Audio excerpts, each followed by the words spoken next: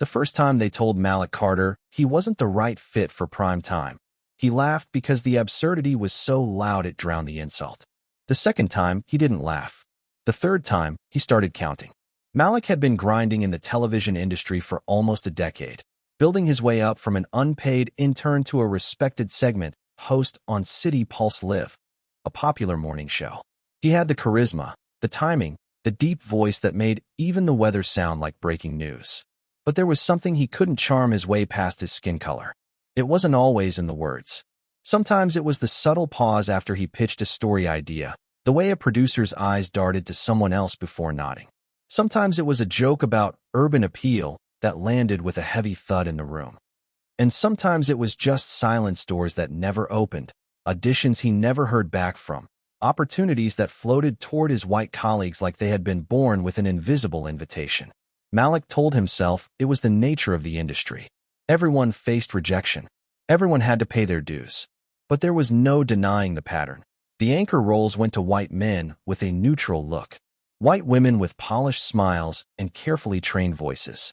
The black faces on camera, side segments, entertainment pieces, diversity specials, during Black History Month and rarely the serious news desk. The breaking point came on a Thursday afternoon in Studio 5. Malik had just finished a live segment about a community art project in the Bronx, pouring his energy into every second. The audience laughed where they should have, listened where they should have, and clapped like they meant it. As the applause died down and the camera light blinked off, the executive producer, Dennis Granger, walked onto the set. Dennis had that thin-lipped smile that always seemed more like a warning than a greeting. "Malik, good job," he said, clapping him on the shoulder. "But, next week, we're going to try someone else for that spot. It's about the demographic data." Malik raised an eyebrow. "Demographic data?" Dennis shifted uncomfortably, glancing at the two other producers behind him. "Yeah, we've been getting feedback that our core audience responds better to a certain kind of look." Malik let the words hang in the air. He could hear the unspoken sentence in his head, a white look. That night, Malik sat in his small Harlem apartment, the city humming through his window. He replayed the day's events, the past months, the years of smiling through gritted teeth. He thought about his father, who had marched in Selma, about his mother, who told him as a boy that he'd have to work twice as hard for half the credit. And he thought, enough. The decision wasn't immediate, but the spark was there. Malik wasn't just going to survive in this industry, was going to change it. The first step was telling his story, not in the polished, camera-ready tone he used on television, but raw and unfiltered. He started small writing posts online, talking about the casual racism he'd faced, the coded language executives used, the invisible glass ceiling that still loomed over black professionals and media. He expected a handful of comments from friends. Instead, the posts went viral. Messages poured in from other black journalists, actors, producers, people who had lived the same story in different studios, different networks, different cities. Some were angry. Some were heartbroken. All of them were tired. One message stood out. It was from Angela Torres, a Latina news director in Chicago. She wrote, "If you're ready to fight, I can help." And just like that, the quiet storm Malik had been carrying inside began to roar. He met Angela 2 weeks later in a crowded coffee shop near Times Square. She was sharp-eyed, fast-talking, and unafraid to call things what they were. "They're not going to hand you a bigger platform," she said, leaning across the table. "You have to take it. But you can't just talk about racism, you have to show them why it matters to everyone, even the ones who think it doesn't affect them." Malik nodded, the weight of her words settling on his shoulders. "So how do we do that?" Angela smiled like she'd been waiting for the question. "We build something they can't ignore." The something became Voices Uncut, a digital news series Malik launched on his own dime. It was messy at first, filmed in borrowed studios, edited on a laptop that crashed more than it saved. But the stories they told were sharp, urgent, and painfully real. Police brutality, housing discrimination, the underrepresentation of minorities in media. Each episode gained traction, picked up by blogs, then local papers, then national outlets. Malik's face became synonymous with truth-telling, even when it made people uncomfortable. But visibility was a double-edged sword. The more his audience grew, the more pushback he faced. Anonymous emails, trolls flooding his social media with slurs, A letter from his network's HR department reminding him of his contract's morality clause. One evening, after filming an episode about systemic hiring bias in TV, Malik got a call from Dennis.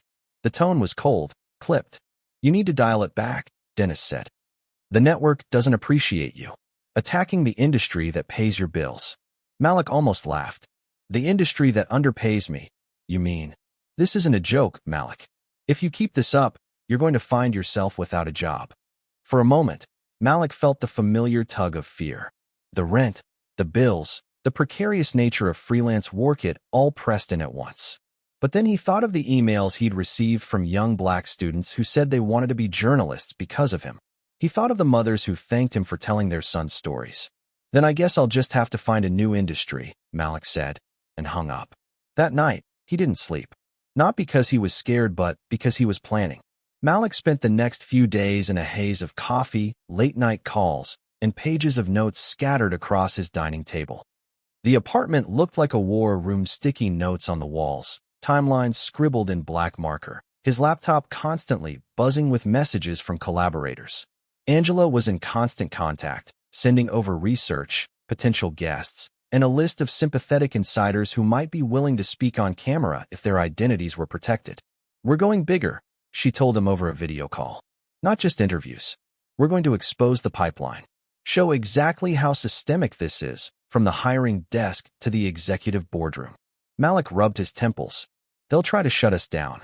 "Exactly," Angela said. "And when they do, that's when you win."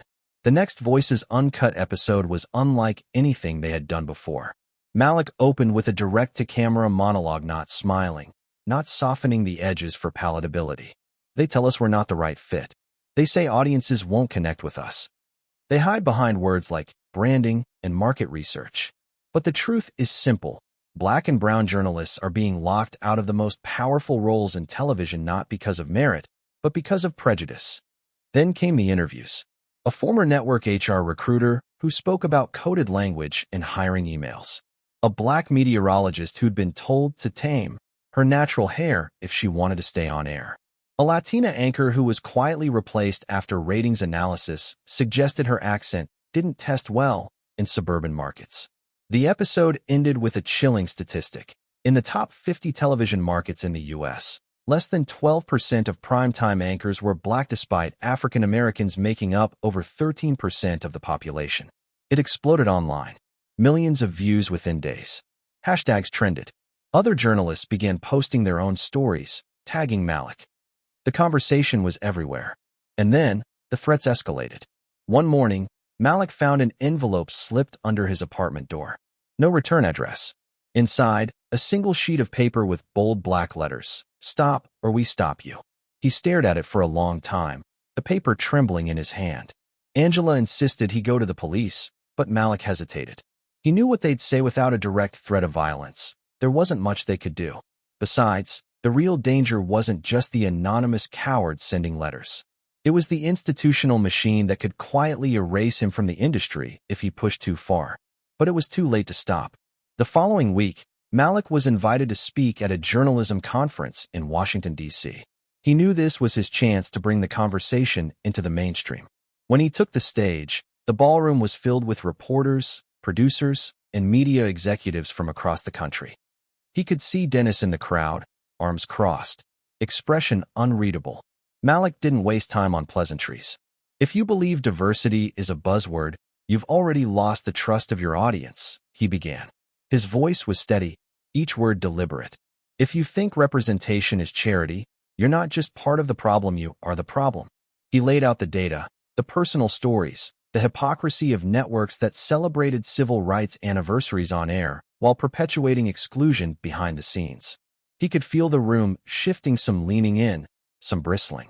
When he finished, the applause was scattered but strong. He stepped down from the podium knowing he'd either just opened a door or slammed one shut forever.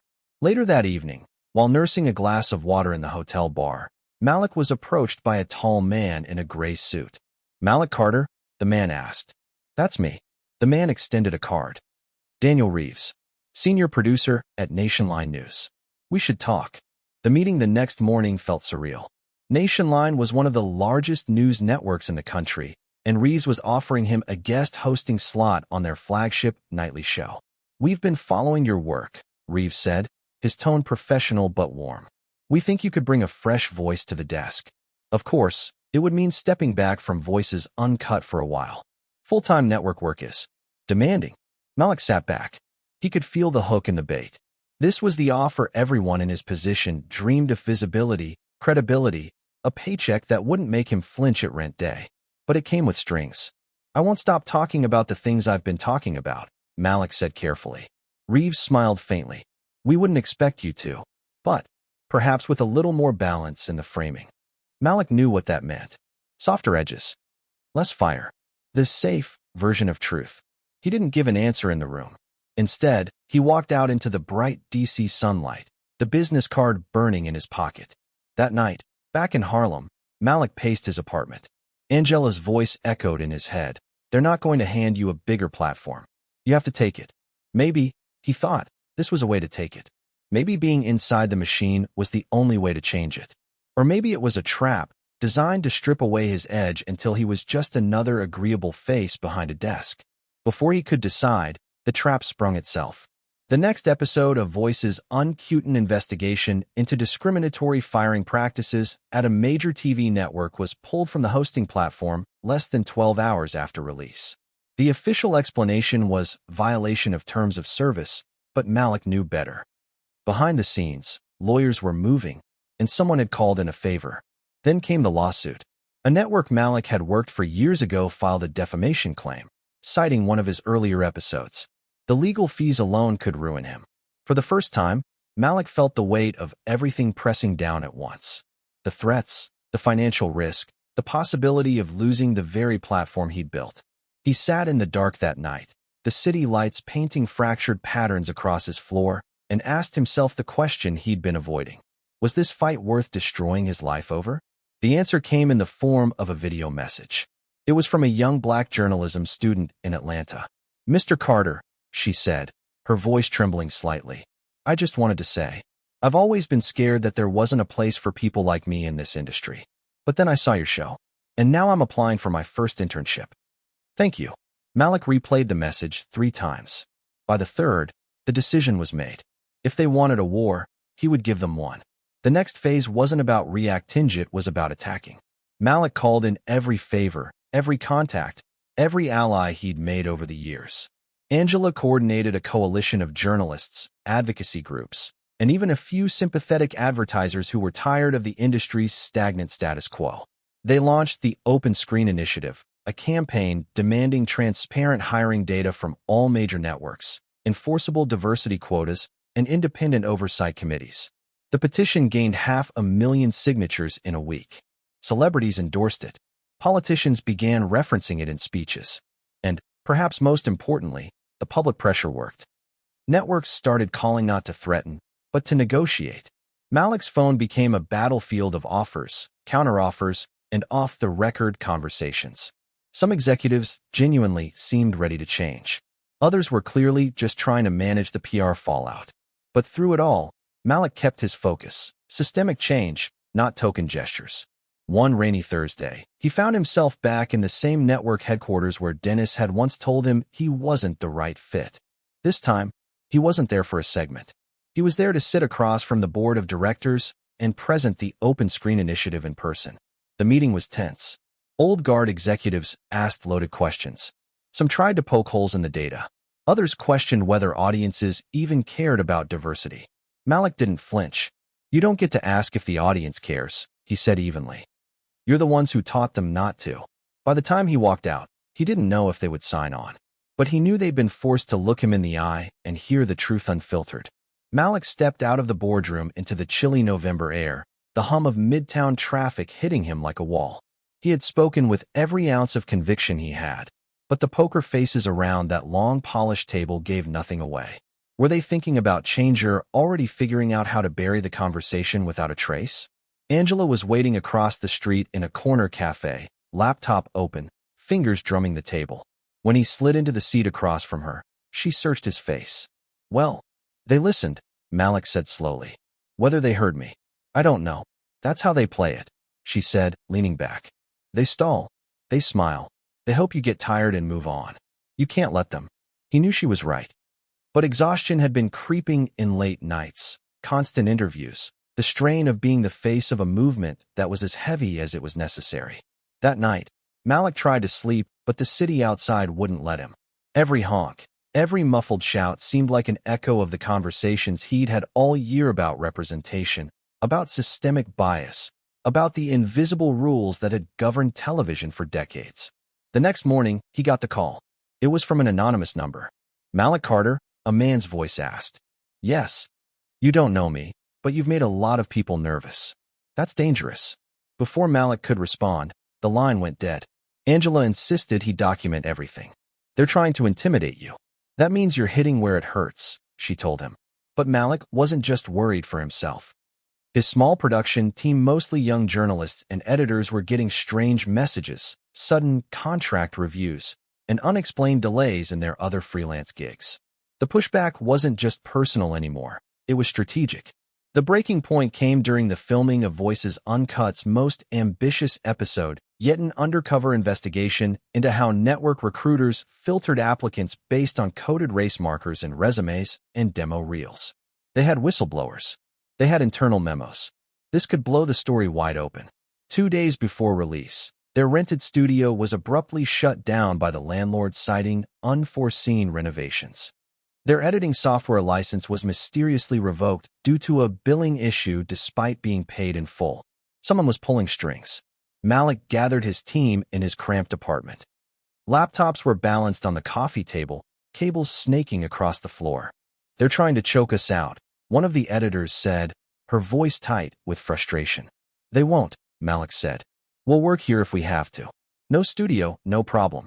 For the next 48 hours, they edited in shifts, surviving on takeout and caffeine. By dawn on release day, the episode was finished. It dropped at 9 a.m. By noon, it had 200,000 views. By evening, it had passed 1 million. The next day, it was the lead story on multiple news sites. And then came the lawsuit, another one, this time even bigger. This network accused Malik of industrial sabotage and malicious defamation, demanding damages that could wipe him out entirely. The pressure was relentless. Malik's bank account was bleeding from legal fees. Friends warned him he was burning out. Even Angela, always the warrior, pulled him aside one night after a taping. "You need to think about your long game," she said quietly. "Movements aren't marathons, relay races. You can't carry the baton forever without breaking." Malik stared at her. "So you think I should step back?" "I think," she said carefully, "you should consider whether being in the fight means you have to be in the front line all the time." He didn't answer, not because he disagreed, but because he wasn't sure he could. He'd become the symbol. If he stepped back, what would that signal to everyone watching? One evening, scrolling through his inbox, Malik found a formal email from the organizers of the National Media Awards. They wanted him to present one of the top honors at this year's ceremony. His first reaction was suspicion. The same industry that had tried to silence him now wanted him on their stage. He forwarded the invite to Angela. "They're not inviting you to honor you," she said bluntly. "They're inviting you to own you, to make you a photo op." Malik read the email again. The words were polished, flattering, but underneath, he could hear the subtext: "Play nice, and we'll let you in the room." He closed his laptop and sat in silence for a long time. Then he said, almost to himself, "If they're going to give me a mic, I'm going to use it."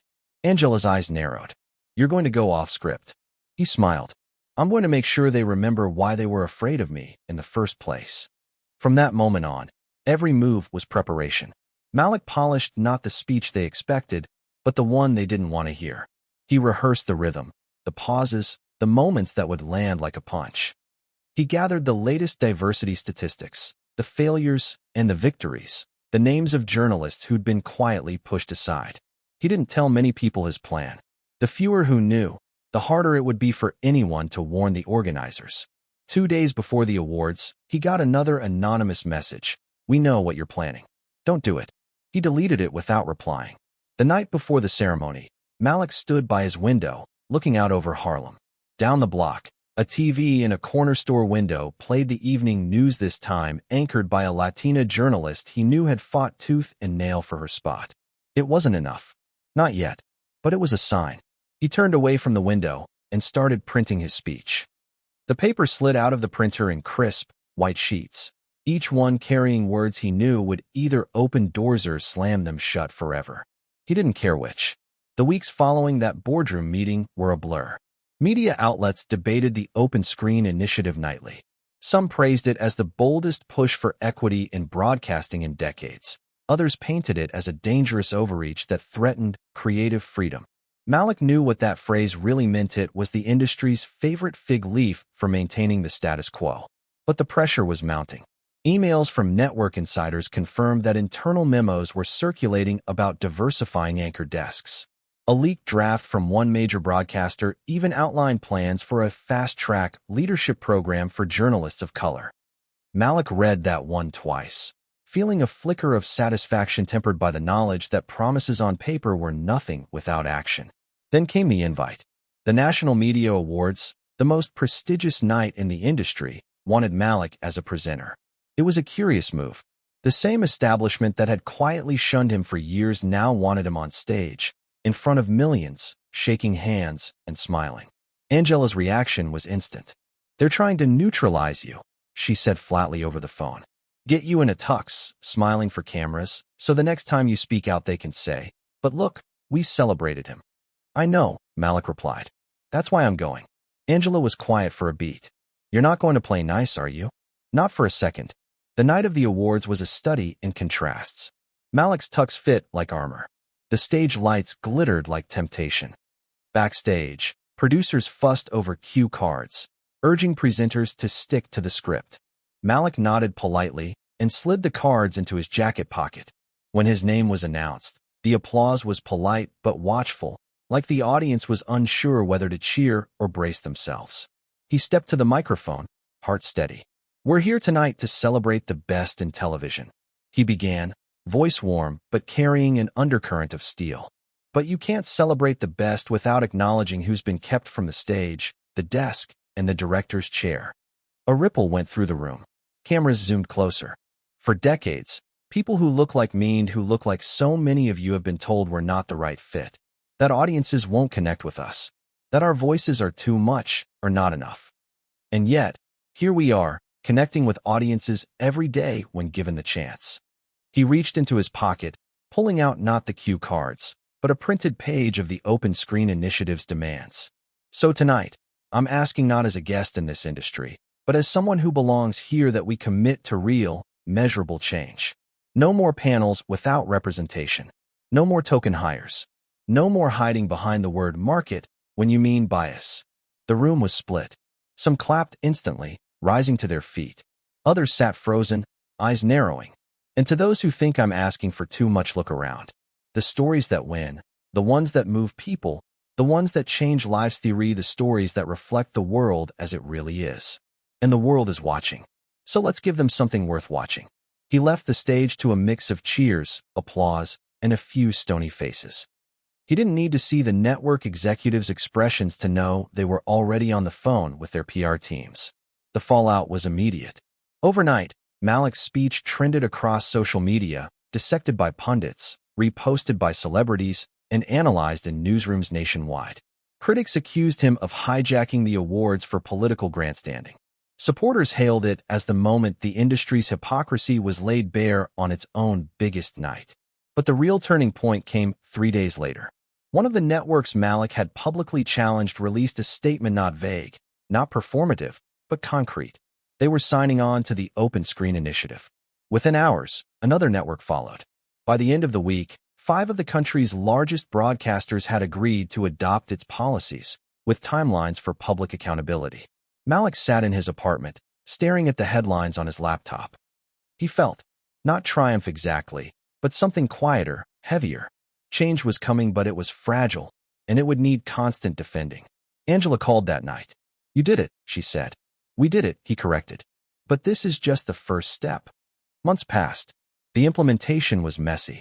Some executives tried to game the system, shuffling the same few journalists of color between shows to meet quotas. Others embraced it fully, creating mentorship programs, funding new investigative teams, and putting fresh faces on air in prime slots. Malik kept voices uncut running, using it to track the progress and the failures off the initiative. He knew the cameras would turn away eventually, but as long as his was rolling, the story wouldn't fade. One afternoon, while filming in a bustling newsroom, Malik was approached by a young production assistant, a black woman with bright eyes and a nervous smile. "I just wanted to say, I'm here because of you," she said. "I saw your speech. I applied for a job I didn't think I could get, and I got it." Malik felt something shift in his chest. It wasn't the first time someone had told him that, but each time, it hit the same why, a reminder of why the fight mattered. The real test came a year later, when the first diversity audit under the Open Screen Initiative was released. The numbers weren't perfect, but they were undeniable. Representation at anchor desks had risen across all participating networks. Hiring rates for journalists of color had doubled in certain markets. It wasn't a revolution. Not yet. But it was a start. That night, Malik walked home through Harlem, the city alive with its usual hum. He passed a bodega where the evening news played on a mounted TV in the corner. The anchor, a young black man, was delivering the lead story with authority and calm. For a moment, Malik just stood there, watching. Not because it was extraordinary, but because one day, he hoped, it wouldn't be. Weeks later, Malik was invited to teach a guest seminar at a journalism school. He walked into the classroom to find rows of students, black, white, Asian, Latino, all with notebooks ready. He told them the truth about the battles, the sleepless nights, the fear, about the letters slipped under his door, about the offers meant to silence him, about the choice to keep speaking anyway. "Here's the thing they won't tell you," he said, leaning against the desk. "This industry will try to make you smaller. It will try to make you grateful for crumbs. It will tell you that your voice is too loud, too different, too much. But the stories worth telling? They need loud voices. And if your voice makes the right people uncomfortable, you're probably doing something right." When the seminar ended, students lingered, asking questions, sharing their own experiences. Malik left the building feeling the same quiet weight he'd felt months before, not the weight of defeat, but of responsibility. Because the fight wasn't over. It never would be. On the anniversary of his awards speech, the Open Screen Initiative released its second-year report. Progress was slower this time, but still steady. Malik read through the numbers, smiled, and closed the file. Later that night, as he prepared for another episode of Voices Uncut, he caught his reflection in the studio's darkened teleprompter. Same face, same fire. But now, behind him, there was a crew that looked like the world outside the studio doors, diverse, driven, unapologetically visible. Malik adjusted his mic, looked into the lens, and began. "Tonight, we're telling a story about change, not the kind that happens overnight, but the kind you fight for, piece by piece, until it becomes the new normal." And somewhere, in a newsroom he'd never been to, a young journalist of color was watching, thinking, "If he can do it, maybe I can too." The camera's red light blinked on. The story continued. Thank you for listening. If you find it interesting, please like and subscribe to follow the next stories.